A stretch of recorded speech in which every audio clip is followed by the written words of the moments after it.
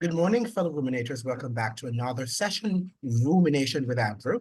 And we are about to discuss a very important topical matter. Now, this morning, we are going to look at Peter Espeut's uh, article that was published in the Daily Gleaner. And Peter Espeut is a columnist, a Gleaner columnist, and he is also a lecturer in sociology at the University of the West Indies on the campus in Kingston, Jamaica. So he is a guy who has been writing about the politics of Jamaica for many years, and he understands the political pulse of that nation.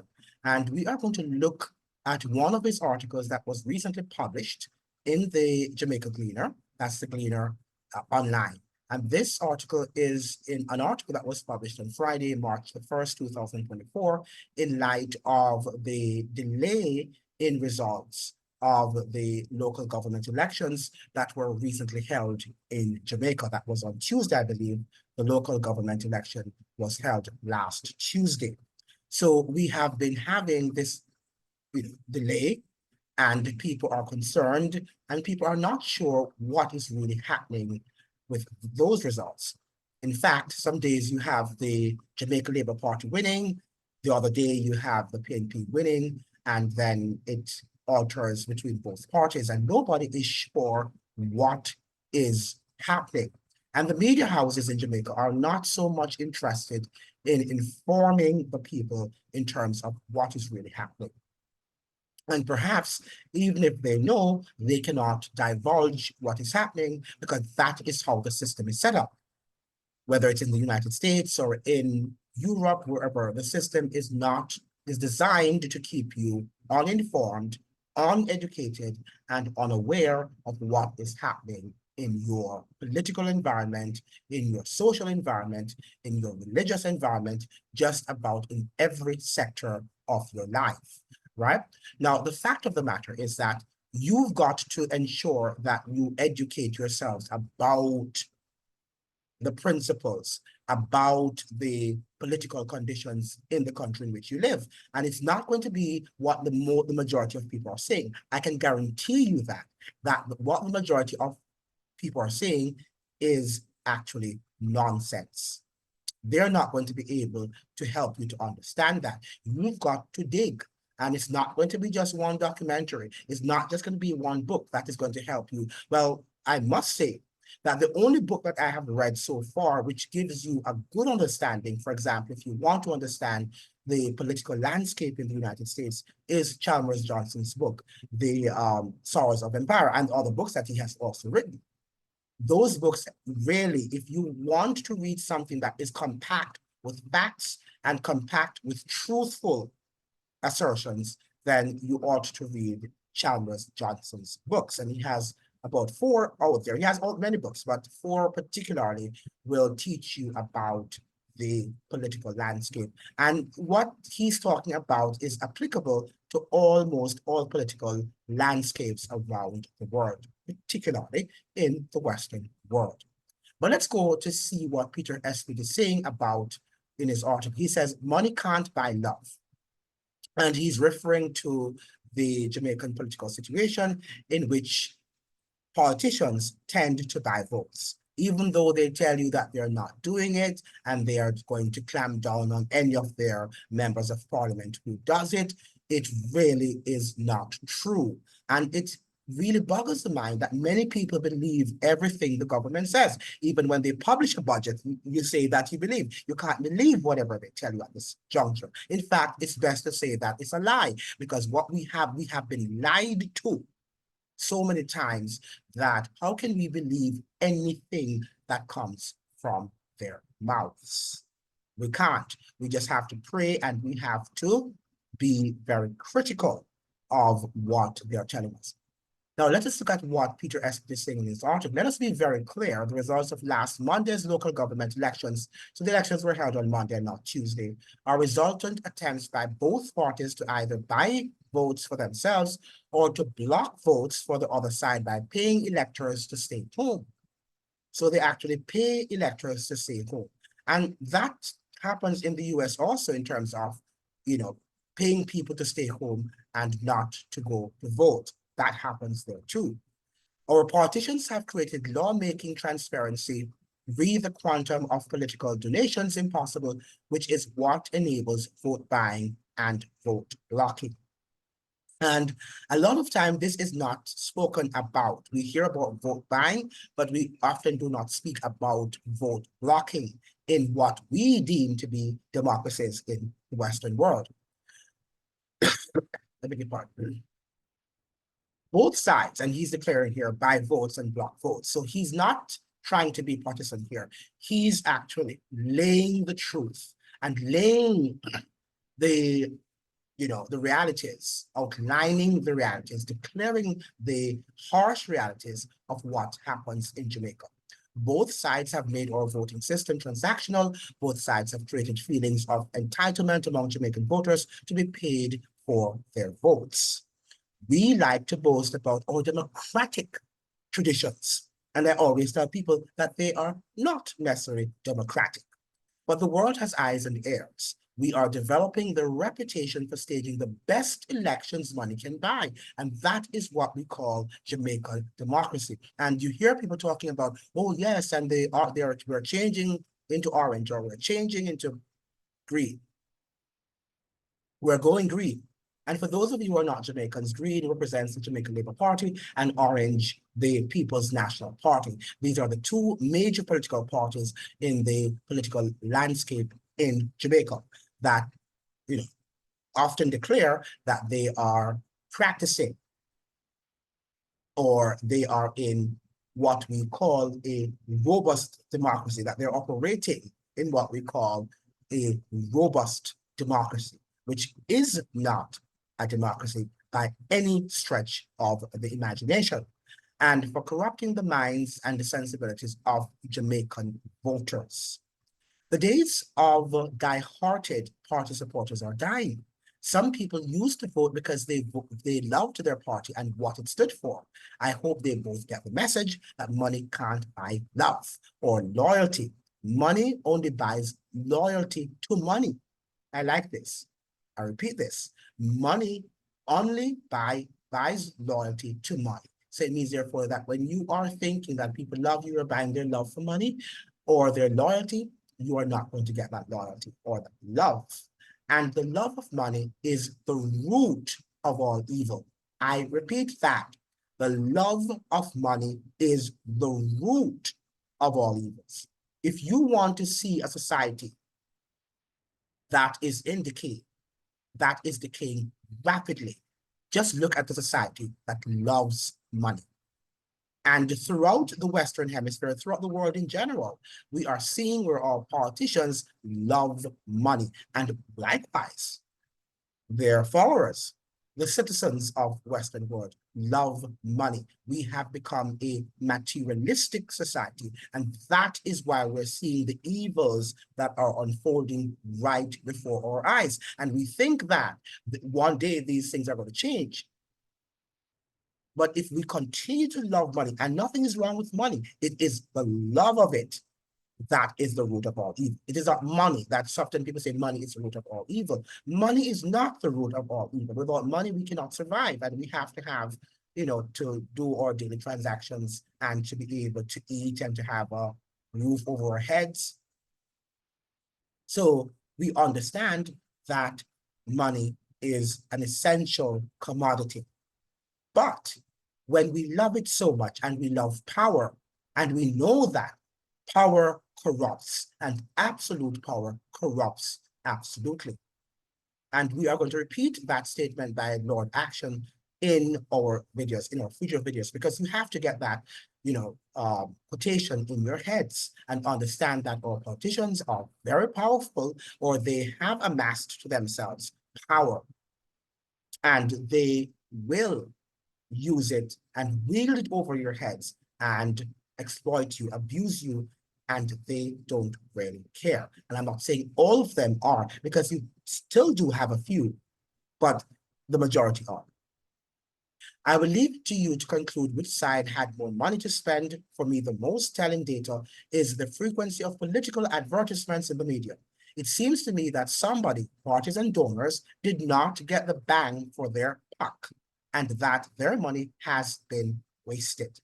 So it's about even the financial elites buying not the votes, but they're buying whatever product that the politicians have to sell them. And you are the products, by the way, because you have been objectified. You, the voters, are the products of the financial elites. And it doesn't matter if you're in the United States or you're in Jamaica or you're in Britain. You are just a product. You are just an object that they're using so that they can sell whatever they like to sell. And of course, whatever ideology they would like to sell, right? They're often selling to you an ideology, nothing that will have an empty, abstract ideology that has nothing to do with the realities that confront you. On the face of it, the voting data suggests a strong swing away from the Jamaican Labour Party towards the People's National Party. And we're hearing now that, well, up to yesterday, I read that the JLP is in the lead. Sometimes it's the PNP, sometimes the JLP, so we don't know.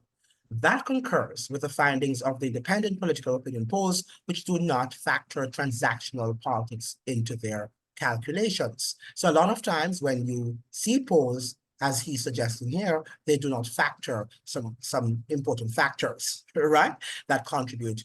And this one is that they do not factor this particular poll, transactional politics into their calculations. So you can't read polls and take them as thus saith the Lord of hosts, as many of you do. In fact, you cannot read anything that man writes, be it science or computer studies or religious studies. You cannot read anything and take it as thus saith the Lord of hosts, even when it is elegantly presented to you. And many of you do that.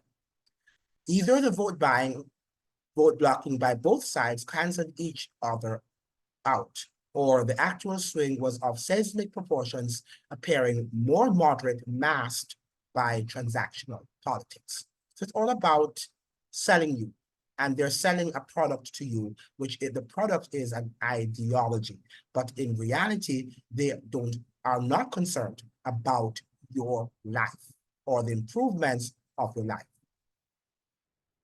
Now, it says private sector get ready, or will the private sector demand that their donations not be used for vote buying and vote blocking? Well, the private sector is the one who are the financial elites, right? They make up the financial elites, and they're the ones who buy our politicians, and then our politicians buy you. And that is how the hierarchical structure is designed. At time of writing, reliable results of Monday's election are not available, and so I will hold a more detailed analysis for next week. Both sides have declared victory, and the definite and emphatic bluster is deafening.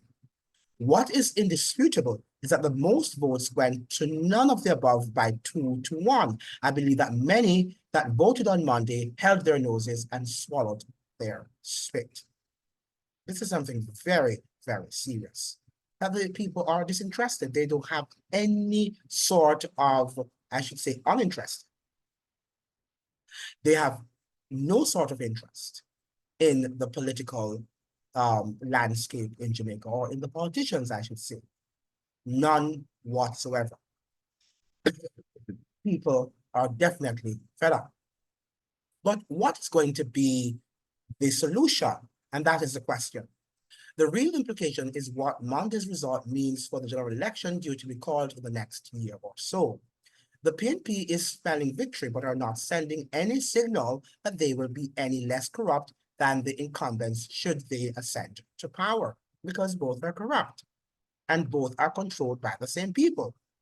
Mark Golding must not mistake the syndrome of voting out the JLP as a support for the PNP. The public will just as readily vote out a corrupt PNP government for another one, and the whole, what should I say, drama continues. The whole political theater continues. You just change one of the actors, the political actors, for another, and the drama continues. The PNP must focus on giving Jamaicans something to vote for. And he's looking at Garrison Politics is not dead. That's something that we thought. He says here, the church communities I serve include Tivoli Gardens. And those of you who do not know, Peter Espeut is Roman Catholic. I think he's a deacon, Jesuit trained, I believe. And one of the things that is interesting here is how he's speaking in such great flowery language and suggests as if he wants a corrupt-free society. But there is no institution in the face of the world on this planet as corrupt as the Vatican, as the church, that he's a part of. And we've got to understand that. But, he's presenting some very important points here, and we ought to look beyond who the man is and accept that what he's saying is true. We only know that the Roman Catholic Church and its hierarchical structure is not an example in which Jamaica should follow. Because we know, based on history, and even if you live in any of these Latin American societies, you know who runs the show. When they are in abundance, when the Catholic Church when they rule countries, when they are the predominant church, I should say, in any country, particularly in Latin America, and in probably some cases Africa, you know, if you want to talk about corruption, amazing. Now, I drive through at all hours of the day and night, dropping home parishioners, young and old. Excuse me. Since the demise of Dodos and the opening of roads in and out of Tivoli, I thought Garrison Politics was on the way out. I now have to rethink my position. And I would like to ask you, Peter Espeut, why would you have thought so? It's almost like saying that Meadows, is it Dennis Meadows from the People's National Party and Warmington from the Jamaica Labour Party, because they resigned, it means therefore that you're going to have a wonderful PNP and JLP party with no sort of people disrespecting the Jamaican people. They're only symptoms of the problem.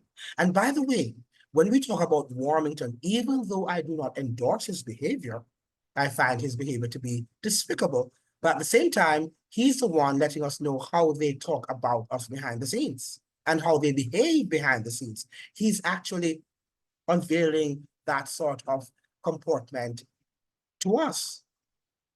We don't like what we see, but let me say to you, sometimes it's good when people unveil that to us, how they talk about us and how their treatment toward each other behind the scenes. It exposes the political machinery, and they don't like that because they want us to believe that these are decent men and women who are clad in jackets and suits and wearing decent clothes, right? That's what they want us to believe, and that they're decent and that they're educated and that they're sophisticated and that they're well-cultured people. And for the most part, because the system is so corrupt, they are not as decent as they portray themselves to be. But you believe them because you like to be fooled. Earlier this week, I got a distress phone call. Like most Jamaicans, some of my parishioners who live in Tivoli Gardens decided not to vote and to stay home. I was told that on Monday afternoon, gunmen entered their home demanding that they go out to vote. So this is 2024, and this is happening under the leadership of Andrew Holness, Prime Minister of Jamaica, and his team. This is my generation that before claimed that they wanted political transparency. And we're operating in the same political ecosystem as our parents did. Nothing has changed. Nothing. There's nothing new under the sun. Nothing. Absolutely nothing. The drama continues. The drama continues to unfold before your eyes. And many of you are still asleep. And you will have your eyes open, but you are fast asleep. It is not difficult to figure out how the gunmen knew the residents had not voted. Partisan indoor and outdoor agents take attendance at polling stations. That is why they are there. And at any time of the day, the parties know who has voted and who has not. And these cell phones that people have that can track their movements. Some of you think that it's okay to have a cell phone and people to track your movements, but a lot of times, sometimes these surveillance equipment, right, or surveilling technological gadgets, right, can also inform them about which political side of the aisle you are joined to or you're attached to. And in the days of open voting, the party agents would also know how the electors had voted. Clearly, this information was passed on to the political gunmen. Wow. So your politicians are in bed with the gunmen. But what is new? Nothing is new with regard to the political ecosystem in Jamaica. Absolutely nothing is new. But you think that something is new. And in spite of what is happening in the world, in spite of what is happening there, you don't care because you think that the system is going to correct itself, magically correct itself. But this is not going to happen. This certainly is not happening. Grossly intimidated, my parishioners hurried to the polling station. Nevertheless, now my parishioners have been told that they must pack up and leave their homes in Tivoli Gardens or else.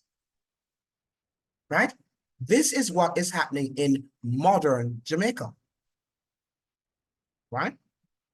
And the whole drama that unfolded there during 2010, you know, while Dulles was being extradited. And even the Gleaner and other media houses claimed that, yeah, we have dealt now. We have given this whole Garrison Politics its deadly wound and that it was dead. I wasn't deceived by that. I knew that one man could not solve that problem and could not bring a mortal death, could not bring mortal death or mortal wound to that form of Garrison Politics on the island. That has international links, if you will. This is not only a domestic link now or of domestic making. It is global. It is international. This is rank terrorism, which it is. Dulles may be gone, but Garrison Politics and political thuggery are very much alive. And why would you think that it would not have been alive, Peter Espeut? You have been living in Jamaica since you were born. You're perhaps now in your late 60s. Tivoli Gardens is still the mother of all garrisons. This is what garrison communities are all about, why they were created in the first place to ensure victory at the polls. We will not be emancipated from tribal politics until all the PNP and GLP garrisons are dismantled, which they will not be dismantled. Right? Because until we remove politics from poverty, I should say, not politics, but until we remove or we eradicate, I should say, poverty on that island. And I'm talking about abject poverty. Poverty will always be there, but this sort of abject poverty, a poverty that is so low that any decent human being would not want to live like that, then we will not have an eradication of political thought. Right? We've got to now get to understand the political machinery that operates in Jamaica. And we've got to educate our children about the system. And also, if we learn to make connections with what is happening in North America, what is happening in Europe, what is happening in Asia, what is happening in Africa, you are going to see that there are commonalities and that the system is interconnected. connected, despite cultural differences, despite religious differences, despite economic differences, that they are interrelated.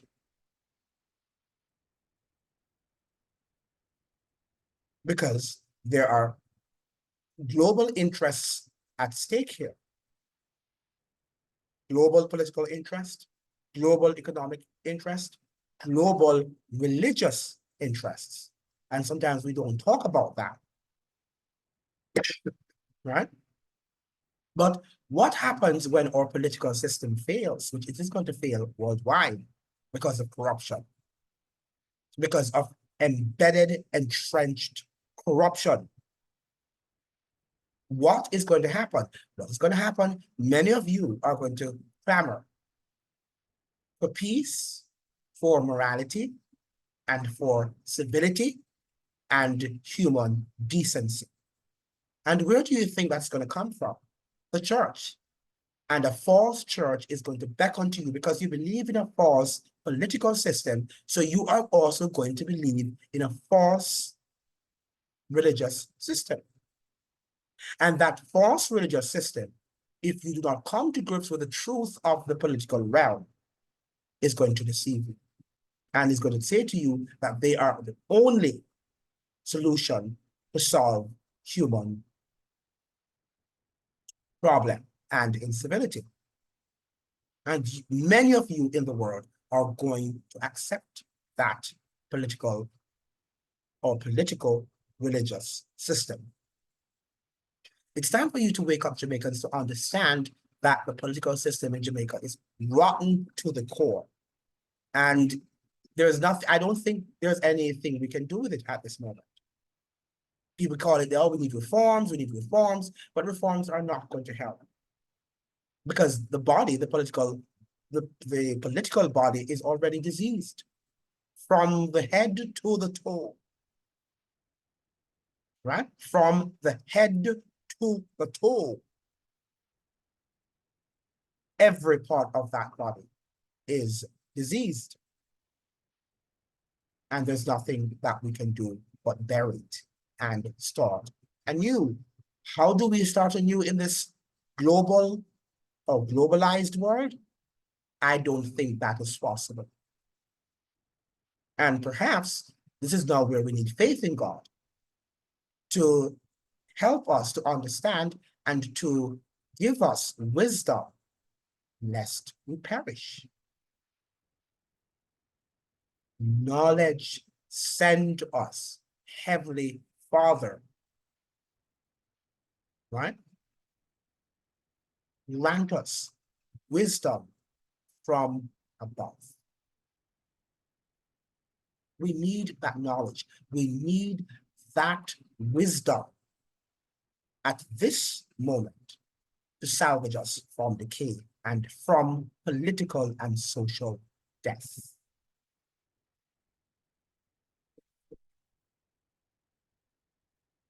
Professor Orlando Patterson spoke about slavery and social death. And today we're talking about the whole matter of our political system because of its corrupt foundation is going to lead us to our social and economic death. Thank you so much for joining. I look forward to seeing you in another chat. And please remember to like, to share, and to subscribe. And please leave a comment. And try to make sure that your comments rather are civil and that they are saying something, right? Just don't say something because you want to talk, right? Say something that is thoughtful and that will help our nation to grow. Because right now, our nation, that's Jamaica, land we love, is fast decay. And we've got to do whatever we can to save that island.